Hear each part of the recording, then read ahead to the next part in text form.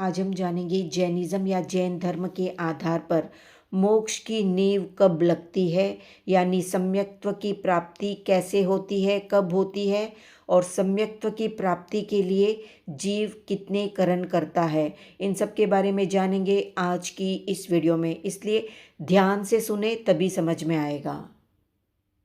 तो सम्यक्त्व की प्राप्ति के लिए जीव यथा प्रवृत्तिकरण, अपूर्वकरण और अनिवृत्तिकरण नाम के 3 करणों को करता है। अपूर्वकरण में प्रवेश करते समय 5 काम प्रारंभ हो जाते हैं। पहला है स्थितिघात, दूसरा है रसघात, तीसरा है अपूर्व स्थितिबंध, चौथा है गुण श्रेणी और पांचवा है गुण संक्रमण। अब सबसे पहले जानते हैं कि स्थितिघात आदि के द्वारा क्या होता है।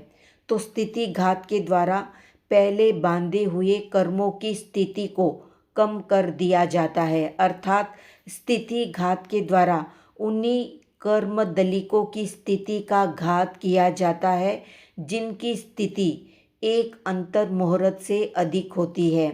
इसलिए स्थिति का घात कर देने से जो कर्म दलिक या कर्म का समूह बहुत समय के बाद उदय में आते हैं, वे तुरंत ही उदय में आने के योग्य हो जाते हैं।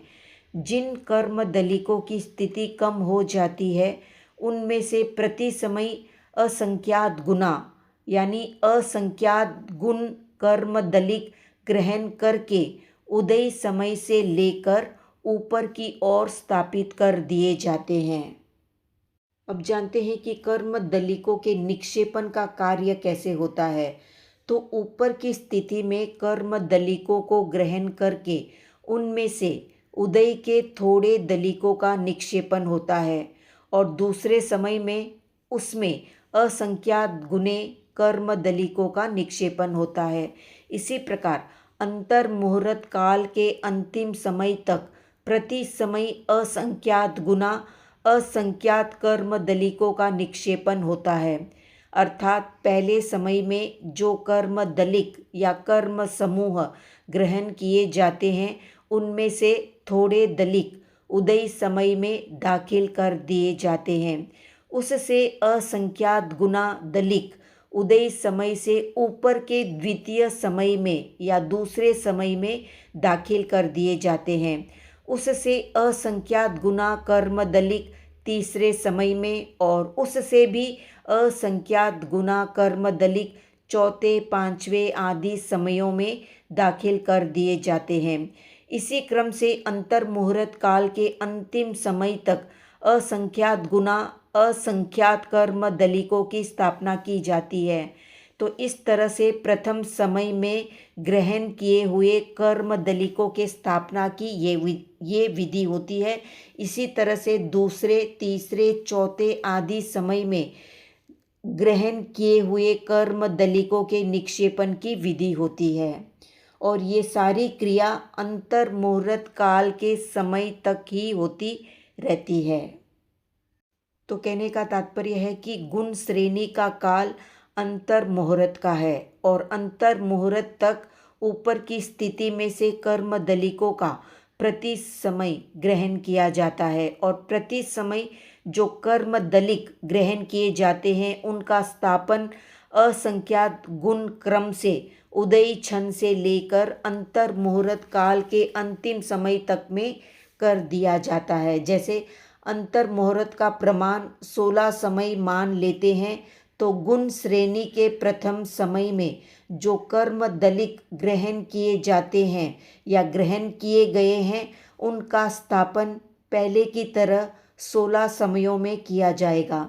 दूसरे समय में जो कर्म दलिक ग्रहण किए गए, उनका स्थापन बाकी के 15 समयों में ही होगा, क्योंकि पहले उदय क्षण का वेदन हो चुका है। तीसरे समय में जो कर्म दलिक ग्रहण किए गए, उनका स्थापन शेष 14 समयों में ही होगा। इसी प्रकार से चौथे, पांचवें आदि समयों के क्रम में होता है। तो इस तरह से गुण श्रेणी का काल ऊपर की ओर बढ़ता जाता है। अंतर मुहूर्त काल तक असंख्यात गुना क्रम से जो कर्म दलिकों की स्थापना की जाती है, उसे ही गुण श्रेणी कहते हैं। सम्यक्त्व की प्राप्ति के समय जीव इस प्रकार की गुण श्रेणी की रचना करता है। ये सारे कार्य अंतर्गत होते हैं, यानी आत्मा के अंदर होते हैं, जिससे व्यक्ति को बाहर से पता नहीं चलता। गुण श्रेणी उदय समय से होती है और ऊपर ऊपर असंख्यात गुना कर्म दलिक स्थापित किए जाते हैं। इसलिए गुण श्रेणी करने वाला जीव जैसे जैसे ऊपर की ओर चढ़ता है, वैसे वैसे प्रति समय असंख्यात गुना असंख्यात निर्जरा करता ही जाता है। इसका कारण ये है कि जिस क्रम से कर्म दलिक स्थापित होते हैं, उसी क्रम से वे प्रति समय उदय में आते हैं। वे असंख्यात गुना क्रम से स्थापित किए जाते हैं और उसी क्रम से उदय में भी आते हैं, जिससे सम्यक्त्व में असंख्यात गुना निर्जरा होती है। सम्यक्त्व की प्राप्ति के बाद देश विरति और सर्व विरति की प्राप्ति के लिए जीव या आत्मा यथा प्रवृत्तकरण और अपूर्वकरण ही करता है, अनिवृत्तिकरण नहीं करता। और अपूर्वकरण में गुण श्रेणी रचना भी नहीं होती। अपूर्वकरण का काल समाप्त होने पर निश्चित रूप से देश विरति या सर्व विरति की प्राप्ति हो जाती है, जिससे अनिवृत्तिकरण की आवश्यकता नहीं रहती। यथा प्रवृत्त अपूर्वकरण यदि अविरत दशा में किए जाते हैं, तब देश विरति या सर्व विरति की प्राप्ति होती है। यानी या तो व्यक्ति श्रावक बनता है या फिर साधु बनता है, यानी या तो देश विरति या फिर सर्व विरति की प्राप्ति होती है। और यदि देश विरति दशा में किया जाता है तो सर्व विरति ही प्राप्त होती है। अब जानते हैं कि उपसम श्रेणी करने वाला जीव कौन से करण करता है और छपक श्रेणी करने वाला जीव कौन से करण करता है। तो उपसम श्रेणी का आरोहण करने वाला जीव यथा प्रवृत्त आदि तीनों करणों को करता है, लेकिन इतना अंतर है कि यथा प्रवृत्तिकरण 7वें गुणस्थान में करता है, अपूर्वकरण नाम के गुणस्थान में करता है और अनिवृत्तिकरण नाम के गुणस्थान में करता है। और पहले की तरह स्थिति घात गुण श्रेणी आदि कार्य वहाँ पर भी होते हैं।